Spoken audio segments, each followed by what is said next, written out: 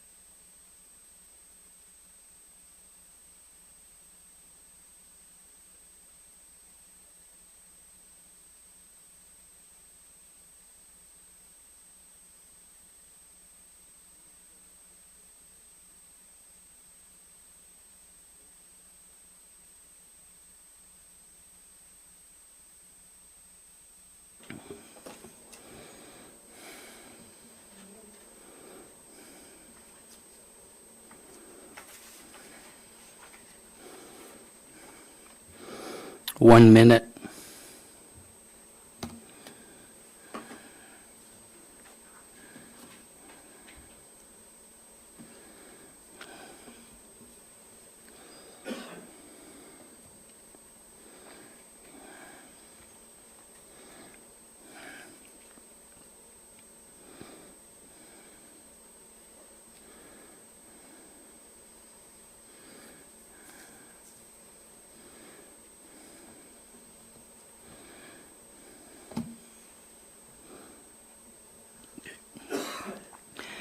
I'll call to order the Kodiak Island Borough Assembly regular meeting of Thursday, September 7th, 2023 at 6:30 p.m. and we are in the Assembly chambers. First item is please rise for the invocation and Pledge of Allegiance.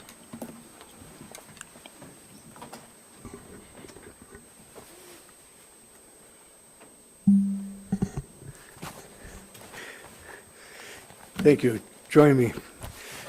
Gracious Heavenly Father, we bow our hearts and our minds before you. We give you the praise and glory. Father, we come seeking a fresh anointing upon our mayor, our assembly members, and our staff as they diligently work for the well-being of the whole Kodiak Island Borough. Father, may there be a blessing upon our people, our programs, and our properties. Thank you, Father, for your continued blessing upon us. In Jesus' name, we pray, amen. I pledge allegiance to the flag of the United States of America and to the republic for which it stands, one nation, under God, indivisible, with liberty and justice for all.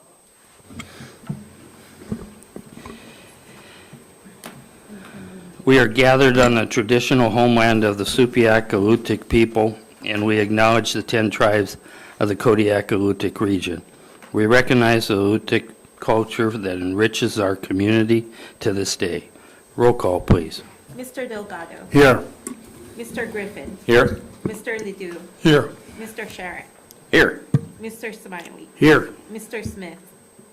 Mr. Turner. Here. Mayor Arndt. Here. You have a quorum. Move to excuse Assembly Member Jeff Smith, who is absent due to personal leave. Second. Roll call vote on the motion, please. Mr. Delgado. Yes. Mr. Griffin. No. Mr. Ledoux. Yes. Mr. Sharrett. Yes. Mr. Smiley. Yes. Mr. Turner. No. Would anyone like to change their vote? Motion carries 4 yes, 2 no. Noes. Thank you. Next item is approval of the agenda and consent agenda. Scott, Move to approve the agenda and consent agenda. is there a second? Second. It's been moved and seconded. Voice vote on that. All those in favor say aye. Aye. Opposed, same sign. Motion carries unanimously. Included for the public there, the consent agenda consists of the regular meeting minutes of August 17th, 2023. Next item is citizens' comments. This is for agenda items not scheduled for public hearing and general comments. The local phone number is 907-486-3231. The toll-free number is 1-855-492-9202. And I ask that you sign in and state your name for the record. Turn on the microphone before speaking. Address all remarks to the assembly as a body and not to any member thereof. If calling in, turn off any listening devices to prevent feedback. Is there anybody wishing to come forward and speak under citizen comments? We'll wait a minute and see if anybody calls in. Okay, go ahead.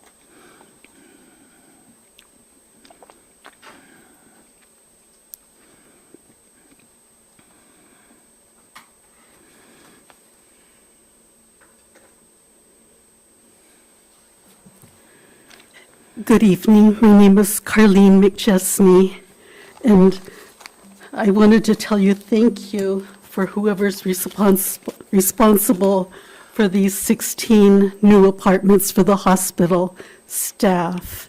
And I'm sure some of you are part of this, of getting this going, but it just was wonderful to pick up the newspaper and read this. So the next day, I drove over to Bartel to look at those apartments. Really felt good. Why I'm here again is for those 8 senior citizens. The news today is that 65% of Americans now live paycheck to paycheck. That includes the elderly and the working people. And then what I've noticed is that people are passing away, but there's no obituary. So I'm just always so thrilled to run into people that I know that are still around. And thank you very much when you covered that topic, that you had privacy papers there, the pink sheets, because that's really important. And I appreciate you folks doing that. We've had things go on in our family, and people want to know about it. Then they try to give us all kinds of advice.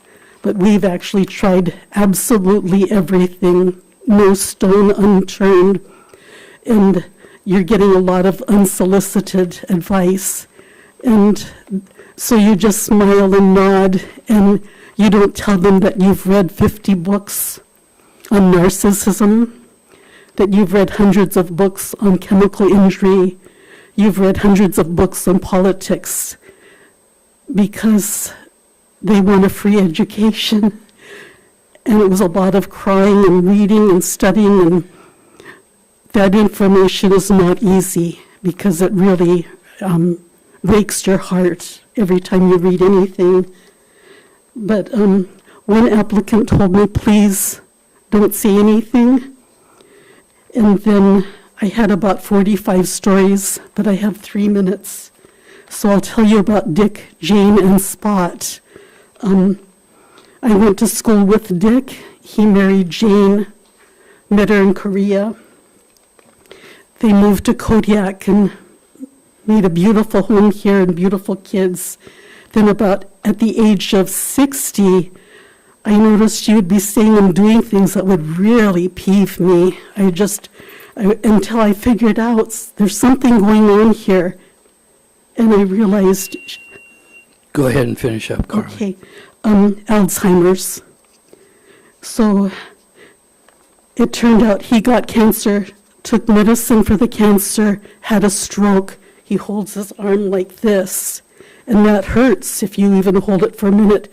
Now I've seen them, and it's lying down to the side, and he's trying to reach into his wallet to get money to pay for something, and he's doing it with one hand. So he had cancer, took medicine, had a stroke, and then now the cancer is back. And with the Alzheimer's, she's up all night long, and she won't get out of the car. So there's a lot of stories like this of people having strokes, and I think they're just trying to recover. Thank you. Thank you, Carly. Anybody else wishing to come forward? Are there any calls? No calls. We'll go ahead and move on to awards and presentations. There's a proclamation that I'll read. Mayor Arndt, please read the proclamation and present it to Adult Education Program Coordinator Linda Emmelbloom. Thank you, Scott. Okay. From the office of the Borough Mayor, Kodiak Island Borough, declaring September 18th through 22, 2023, Adult Education and Family Literacy Week. Whereas Alaska Adult Education and Literacy programs have been serving Alaskans since 1942 with general education development, basically a GED, testing that result in a high school equivalency diploma, graduating with approximately 400 students graduating per year. And whereas Alaska Adult Education and Literacy programs assist with more than 2,400 Alaskans receiving adult education and literacy services annually from adult education programs throughout the state and providing more than 53,000 instructional hours annually. And whereas Alaska Adult Education and Literacy Programs provide services to communities throughout Alaska, transforming lives through education and strengthening Alaska workforce and economy. And whereas Alaska Adult Education and Literacy Programs assist Alaskans in obtaining their high school equivalency diplomas to transition into post-secondary education, training, and/or employment. And whereas Alaska Adult Education and Literacy Programs provide adult immigrants and refugees with the opportunity to learn English language and skills for citizenship, employment, and to integrate successfully into communities. And whereas the Kodiak Regional Adult Education Program, housed at Kodiak College, offers adults and on the Kodiak Island the opportunity to develop skills and knowledge for education, employment, and citizenship to increase self-image, self-direction, and to progress towards future personal career training and/or college goals. And now, therefore, I, Scott Arndt, Mayor of the Kodiak Island Borough, do recognize September 18th through 22nd, 2023 as Adult Education and Family Literacy Week and encourage all residents to become familiar with the services and benefits offered by the adult education and literacy programs in Kodiak, Alaska, and to support and participate in those programs. Thank you.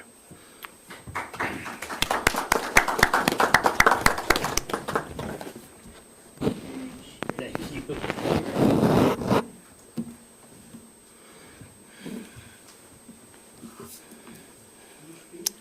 We are honored to work with the community of Kodiak and to continue to serve the community, and we appreciate the Kodiak Island Borough Assembly for recognizing the Alaska Adult Education and Family Literacy Week, and we partner with a lot of organizations in Kodiak, so thank you. Thank you. Committee reports, are there any committee reports? Seeing none, public hearing. We have ordinance number FY 2023-19, amending Kodiak Island Borough Code, section 17.175.050, off-street parking locations. Scott? Move to adopt ordinance number FY 2023-19. Is there a sec- And there has been seconded. Staff report, Amy? Thank you, Mr. Mayor. We have our assessor, and this is legacy from when she was interim community development director. Legacy? So now can I come up and say I'm your assessor and your legacy? This ordinance just makes it so that any non-conforming parking that we have experienced and have allowed to be gets recorded now and cannot go back to being not zoning compliant. It just kind of closes a loophole that we had in there and cleans up the parking ordinance. Thank you. Any questions of staff? Okay, seeing none, I'm going to close the regular meeting, open the public hearing, and the local phone number is 907-486-3231. Toll-free number is 1-855-492-9202. Sign in, state your name for the record, turn on the microphone before speaking, address all remarks to the assembly as a body and not to any member thereof. If calling in, turn off any listening devices to prevent feedback. Is there anybody in the audience that wishes to come forward and speak on this ordinance? And do we have any calls? Seeing none, I'm going to go ahead and close the public hearing, reconvene the regular meeting, assembly discussion. Any discussion? Seeing none, roll call vote on the motion. Mr. Griffin, Yes. Mr. Ledoux, Yes. Mr. Sharon, Yes.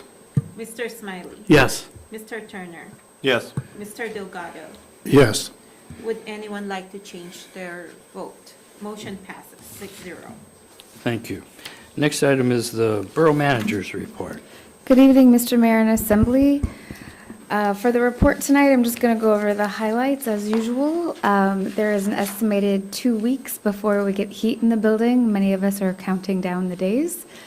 This morning, the mayor and Megan and I and Seema all met with Senator Sullivan's staff to go over the deed restriction at the mental health buildings.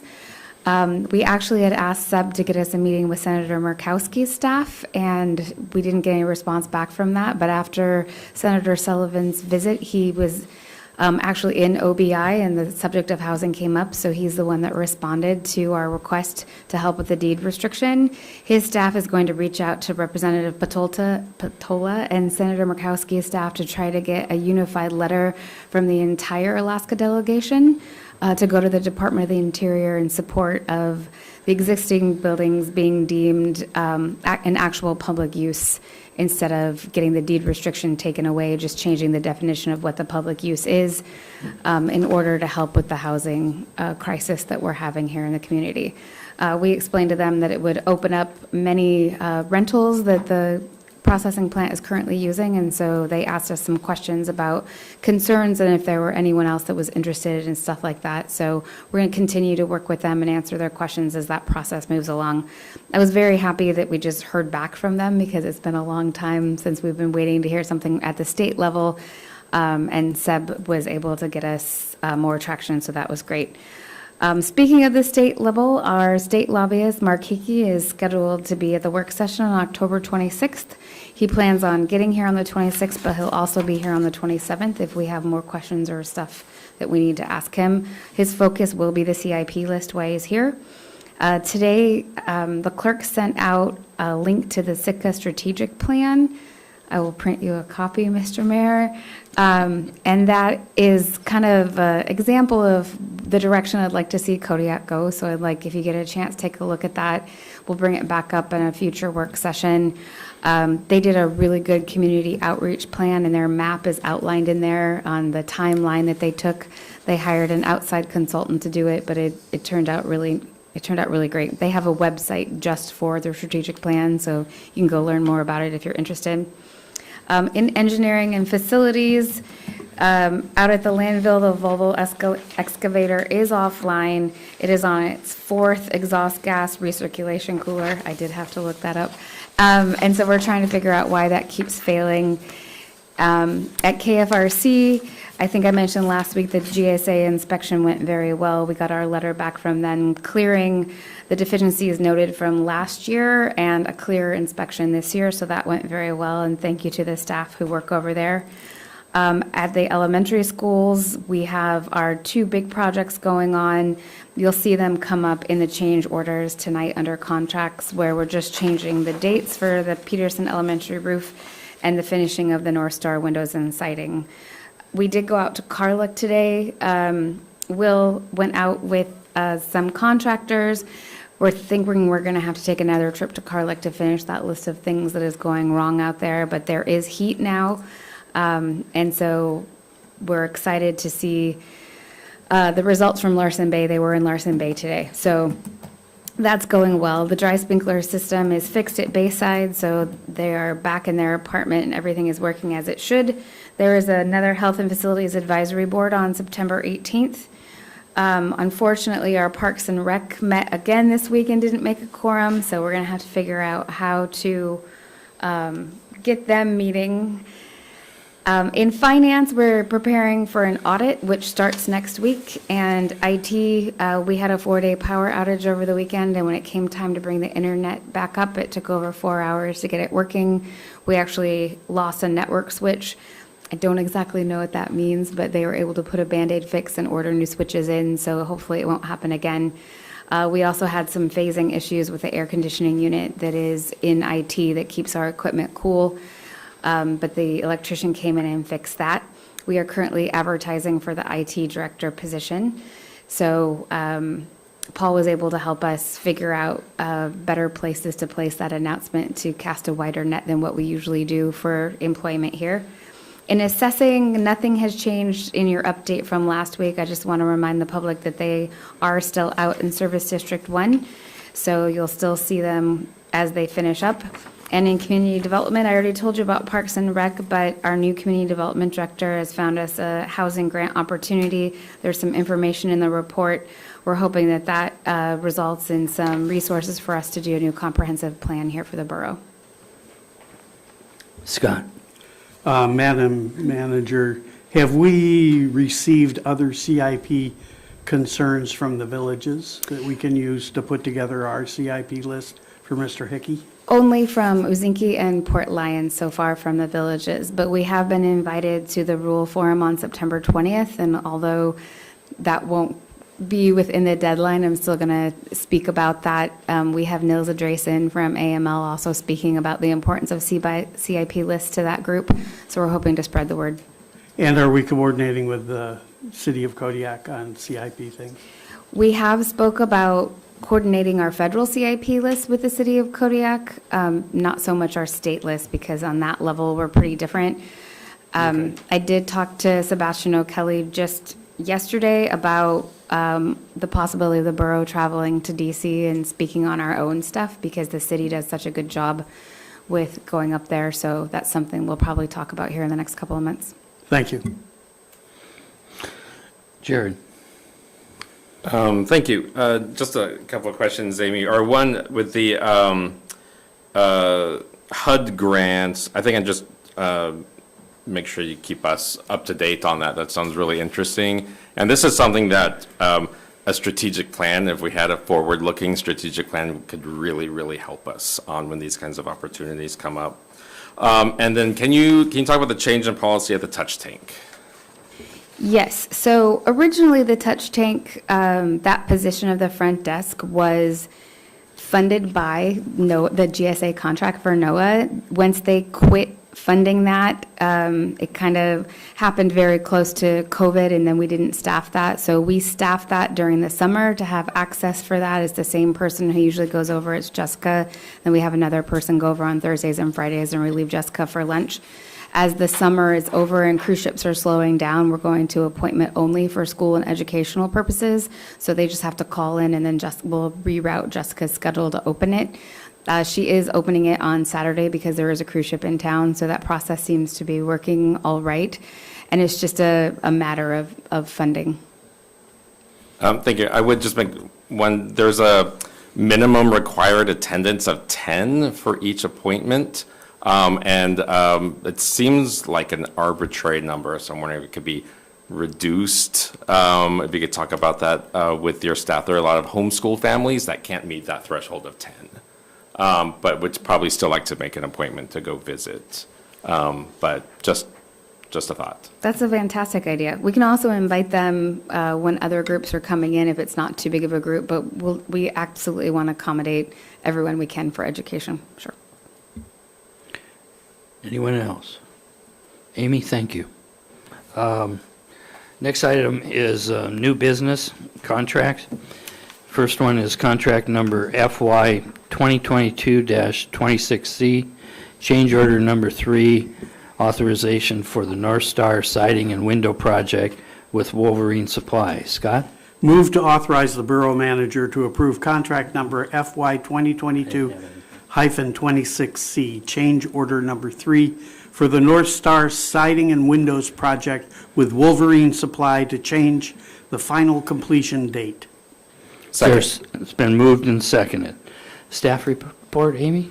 Thank you, Mr. Mayor. This is simply setting the completion date, moving it from August 15th to October 27th. This job is substantially complete at this point.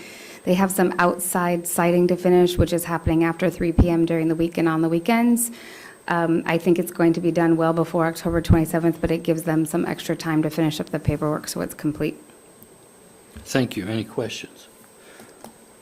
Scott? I've been by there and it looks really good. Yes. Any other discussion? Seeing none, roll call vote on the motion, please. Mr. Ledoux? Yes. Mr. Sharrett? No. Mr. Smiley? Yes. Mr. Turner? No. Mr. Delgado? Yes. Mr. Griffin? Yes. Would anyone like to change their vote? Motion passes with 4 yes, 2 noes. Thank you. Next contract is contract number FY 2023-47A, change order number 1, authorizing the Peterson Elementary roof replacement project with Friend Contractors, LLC. Scott? Move to authorize the Borough Manager to approve contract number FY 2023-47A, change order number 1 for the Peterson Elementary roof replacement project with Friend Contractors, LLC, to change the completion date. Staff report, Amy? Second. Oh. Thank you. Thank you, Get it in Mr. there quick. Thank you, Mr. Mayor. The construction on the Peterson roof did not happen during the 2023 construction season, so we're moving it to the 2024 construction season with a start date of May 25th, 2024, being substantially complete by August 23rd, 2024, and the completion date no later than September 20th, 24. We have expressed to Friend Contractors about the type of funding that is, and that funding needs to be expended by the time it runs out at the end of August 2024. They are well aware of that and have all of the information they need from the borough and the architects to continue getting all the supplies here in time. Dave has also done a very good job ensuring that we don't order adhesive and other things that might expire and sit as they sit over the winter. So we're getting the major supplies on island, and then that kind of stuff will come a little bit later in the spring so it doesn't expire before we get a chance to use it. Thank you. Assembly questions, Larry? Last school year, Peterson had substantial leaking with great hopes that it would be taken care of. Is there a contingency plan to take care of those leaks? Yes, there absolutely is. The part of the money that we are getting from the school district to go to the North Star Skylight project. There's $125,000, I believe, that is going to roofing projects and patching until these projects can be completed. So Darren from the school district has a mapped out plan of how to put Band-Aids on those issues until we can get those roofs replaced. So, don't misunderstand me, so the delay could be rather expensive for us. Yes, but covered by the school district at this point, with money that's set aside for that. But yes, there is a potential. Right now, there's no harm caused by the delay of the contract, but there is potential for that, yes. Thank you. James? So the delay was from supplies from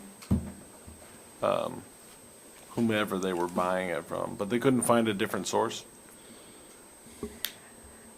I am not positive on how many different sources they looked at trying to get the supplies from. When we spoke with them, their supplier was from the Southwest, and they did not have access at that time to the right materials.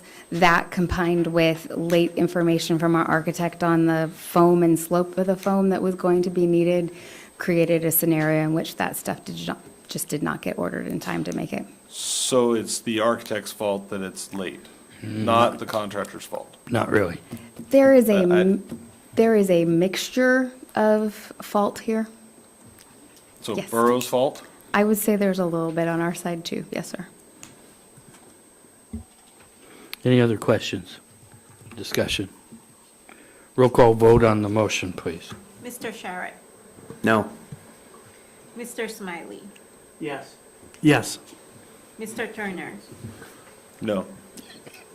Mr. Delgado? Yes. Mr. Griffin? Yes. Mr. Ledoux? No.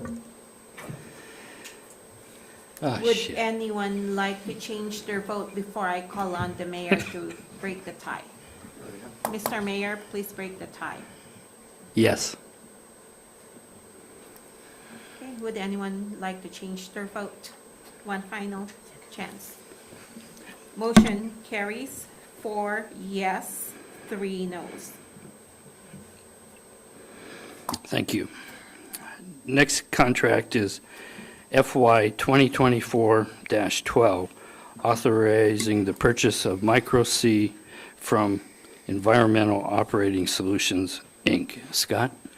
Move to authorize the Borough Manager to approve contract number FY 2024-12 for the purchase of Micro C from Environmental Operating Solutions Incorporated in an amount not to exceed $46,240. Second. It's been moved and seconded. The staff report, Amy?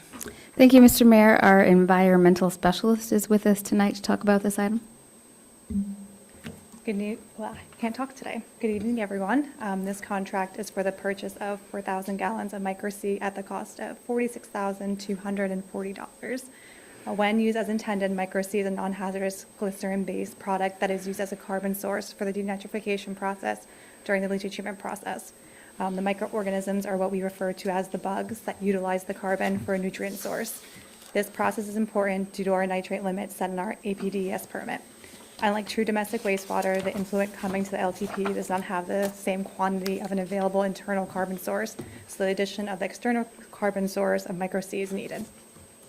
Last meeting, there were some concerns and questions regarding reporting and safety. Tier 2 reporting is completed yearly for LTP chemicals on site. We also have a best management practice plan that is required by our permit. This outlines different pollutants and the possibility of releases at the facility, either from discharge or chemicals on site. So it outlines all the chemicals, our spill response equipment that we have, where it's located, and things like that. Our staff is also 40-hour HAZWOPER certified, and they have their 8-hour refresher classes yearly. We also keep paper copies at the facility of our safety data sheets. There is also a QR code throughout different facilities that you might see here where staff or the public can scan, and they can get all of our safety data sheets at all borough facilities if needed. Also, all of our staff do have access to our drive. That includes our permit and all documents pertaining to the permit, so all of our plans that staff can easily access as well. Are there any other questions? Any discussion? James? So we call them bugs. So is this gonna be every 5-year, every 10-year deal? The bugs just, shall we call it, aging themselves out? Are we losing them through some other source? How is it that we're having to replenish this? And how often are we gonna have to do this? So this is, so the bugs in the plant do like reproduction as well. So by your wasting in your system, which is taking the solids out of your system by filter pressing, that's how we remove them, and the population continues to grow. So wastewater, because of what is wastewater, it's inside, has that carbon source, and it helps the metabolism of the bugs in the process. Leachate, again, is a different beast. It's not domestic wastewater, so we don't have that available. In Alaska, you're going to continually need it because we don't have that carbon source, and you need to make the bugs happy, and these bugs are very temperamental, temperature, pH, and having that carbon source basically is how well they actually work. And I feel like leachate is a different beast than most other places, so anything that we can do to improve their production or what they do is definitely necessary. I'm hoping with the pretreatment system that makes a more favorable wastewater, so they can utilize the carbon source a lot better than what they're doing now. And because nitrate is in our permit limit, we have to meet that limit. And this is one way that we can do that, because we can't add bugs to the system to increase its numbers. So hopefully they're doing the process, because that's not allowed in Alaska. I already asked the state if we could add bugs. Okay. Anything else? I James? knew the answer. I just wanted the public to know why we're spending money on bugs. Microorganisms. Further discussion. Ryan? Yeah, I had some questions from our work session, and I just wanted to thank you for a very well thought out and thorough response. I don't have any other questions on top of that, and I think that you did a fantastic job in that, so thank you. Any other questions? Thank you, Jenna. Roll call vote on the motion, please. Mr. Smiley. Yes. Mr. Turner. Yes. Mr. Delgado. Yes. Mr. Griffin. Yes. Mr. Ledoux. Yes. Mr. Sharrett. Yes. Would anyone like to change their vote? Motion passes 6-0. Thank you. Next item is resolutions, and we have resolution number FY 2024-5, a joint resolution of the Kodiak Island Borough Assembly and the City Council appointing 2 members to the Kodiak Fisheries Development Association Board of Directors. Scott? Move to adopt resolution number FY 2024-05. Second. Thank you. Staff report, Nova. Thank you, Mr. Mayor and members of the Assembly. This is a joint resolution between the Borough and the city. The city adopted the resolution on August 24th, and the resolution is to appoint Albert Tyler Smile and Linda Freed to the joint appointee seats on the Kodiak Fisheries Development Association. We have both the city and the borough advertised the seats on the Kodiak Daily Mirror, and we haven't received any other applications. I'd be happy to answer any questions that you may have. Thank you. Thank you. For the record, I'd state that they're currently seated on the committee. Any other questions or discussion by the Assembly? Roll call vote on the motion, please. Mr. Turner, Yes. Mr. Delgado, Yes. Mr. Griffin, Yes. Mr. Ledoux, Yes. Mr. Sharrett, Yes. Mr. Smiley. Yes. Would anyone like to change their vote? Motion passes 6-0. Thank you. There is no other business before us, so once again, we're at citizens' comments. Local phone number is 907-486-3231, and the toll-free number is 1-855-492-9202. Anybody wishing to come forward in the audience or call in on the phone, I'll wait just a half a minute here.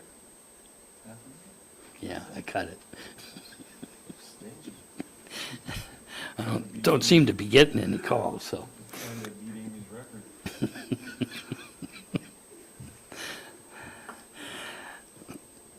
Seeing none, we will move on to Assembly member comments. Starting, where did I start last time? Here. That's what I thought. Ryan.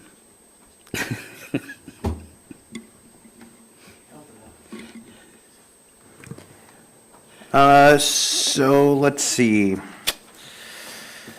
My comments tonight. So I actually support the manager's opinion on us needing to take a very comprehensive look at our strategic plan and figure out where our vision is and what our guiding principles need to be. So I look forward to that discussion immensely. The other thing that I think resonates with me tonight is I am looking forward to contracts that perhaps can be more closely followed. And I think what I would like to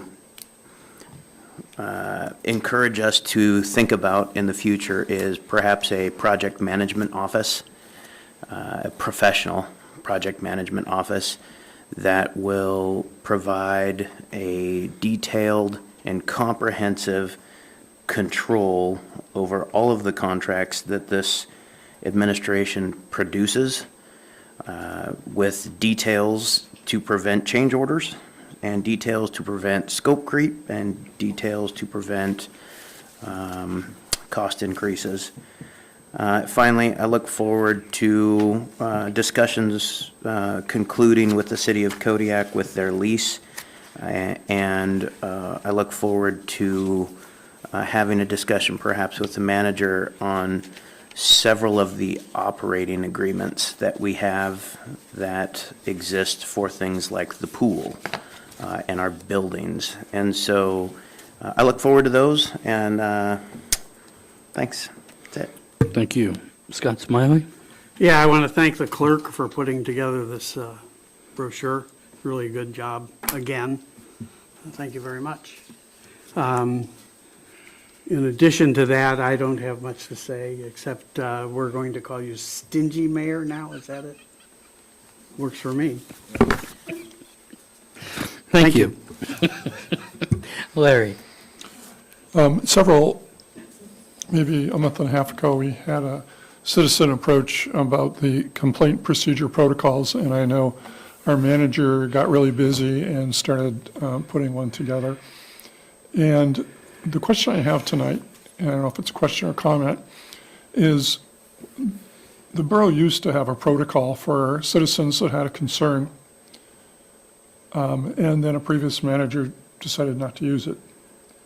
And so what I'm looking for is, it seems like if we're going to have a complaint protocol or a information protocol that citizens can make, that it needs to be an ordinance, so that it can't be just set aside at the whim of a manager. Not that our current manager would do this, I don't believe she would, because she's making it.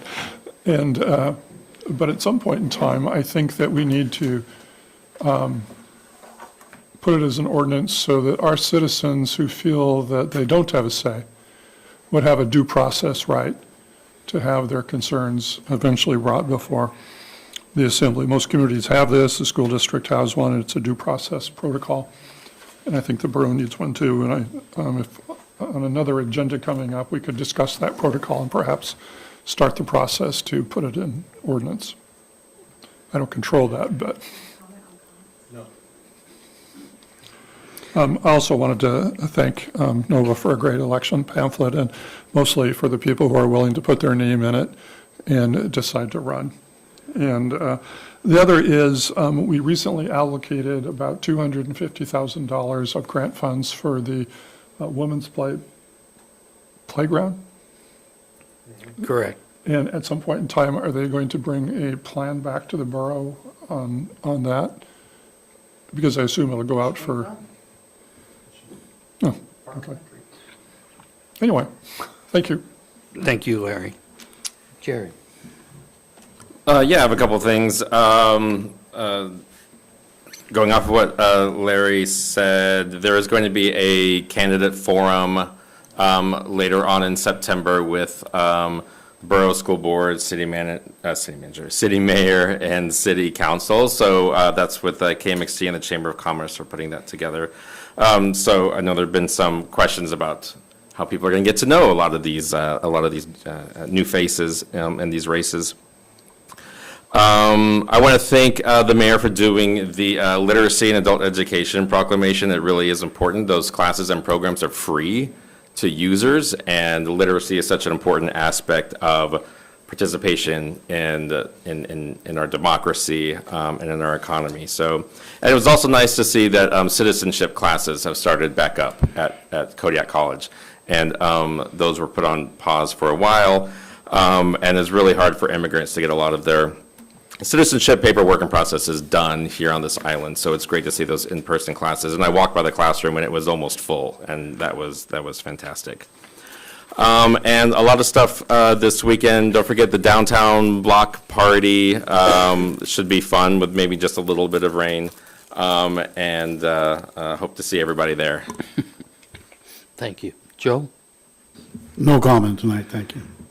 James? Happy birthday, by the way. Belated, I know. Move to go into executive session to discuss the attorney-client privilege paperwork that was handed out tonight. We've set that for a special meeting next Thursday. You're supposed to say, do you have a second? I think it's out of order. Well, It's a work session, and we got served papers, and we can discuss it tonight if somebody else seconds. Second. I think we got to check that. Can we- I don't think we Can we can. take a break to determine the legality? Yes, we can. We can't recess if there's a motion on the floor, Mr. Mayor. Okay. I, Go ahead, Nova. as your parliamentarian, I strongly discourage you to go into executive session because it wasn't advertised. We have a special meeting already scheduled for next week. Our attorney is ready to participate next week. And I do believe that we need to advertise the subject per Open Meetings Act. And please, I would strongly advise you that a violation of Open Meetings Act is a ground for recall. Before you make a decision, before you vote on it, I just wanted to put it out there. I can take a Thank you. roll call. It's on the floor. James? So it wouldn't be a violation of Open Meetings Act if we vote on it tonight to discuss it so that we have at least some sort of discussion towards what we're going to be talking about next week. We're not making a decision tonight. We're discussing what was presented to us so that we have some sort of realization of what we're going to be discussing with the attorney next week, and we can go in with an open mind.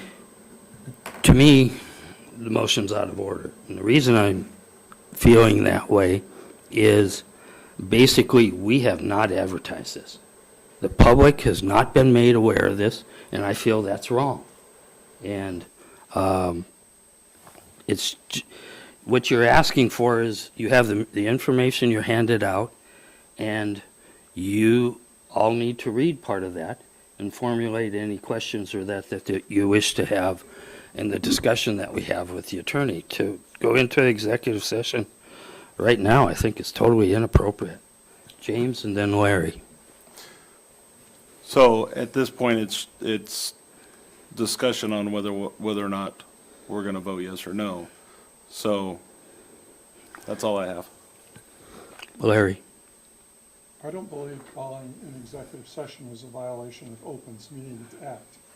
But because the clerk is saying that, I'm going to vote no, but I still don't believe, I believe that we can call an executive session at a meeting by a vote at a public meeting. But if you say it is, I will vote against the motion. I don't want to violate it. I just don't believe it's a violation.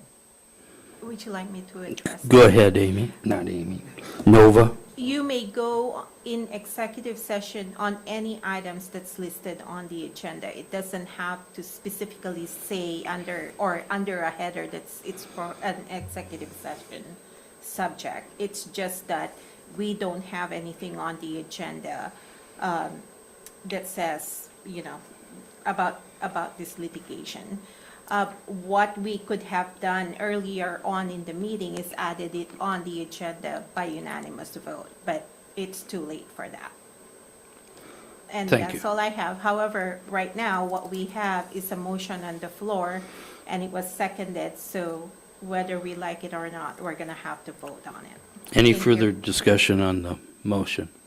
Ryan? I just want to make sure that it is still a consensus that we are able to retain these to do our own research. If that is still a consensus, then I think that we can do, I think that we can forego executive session and do our own research. I would suggest that perhaps we have a lengthy discussion in executive session about this and reserve some time. That was the intent. That's why it's been scheduled on there. I just found out about it Thanks. today. So, so that's all I got. Any further discussion on the motion? Roll call vote on the motion to go into executive session. Mr. Delgado, No. Mr. Griffin, No. Mr. Ledoux, No. Mr. Sharrett, No. Mr. Smiley, No. Mr. Turner. Yes. Would anyone like to change their vote? Motion fails with 5 noes, 1 yes. Thank Let's you. see, James, you had comments. So you still have the floor under assembly That was member it. comments. Okay. So with that, an assembly special meeting is scheduled on Thursday, September 14, 2023, at 6:30 PM in the Borough Assembly Chambers, which will be followed by a work session. The next regular meeting is scheduled on Thursday, September 21st, 2023, at 6:30 in the Borough Assembly Chambers. Early voting for the upcoming October 3rd, 2023 municipal election will be available from 10 a.m. to 4 p.m. starting on Monday, September 18th through Monday, October 2nd in the Borough Assembly Chambers. Scott? Can I get a clarification of the meeting, the forum that's going to occur? I believe it's on the 20th. You mentioned that it was going to be city council, city mayor, And school board, is there also borough positions? Yes. Okay. Yeah, yeah, all the contested races. will Okay. be- I think it's the 25th and 27th. Yeah. 25th and 27th. Thank you. All right. Entertain a motion to adjourn. Move to adjourn. Is there a second? Second. All those in favor say aye. Opposed? Motion carries unanimously. Oh, I didn't hear that one. There was one objection to adjourning. Thank you all for attending. Congenital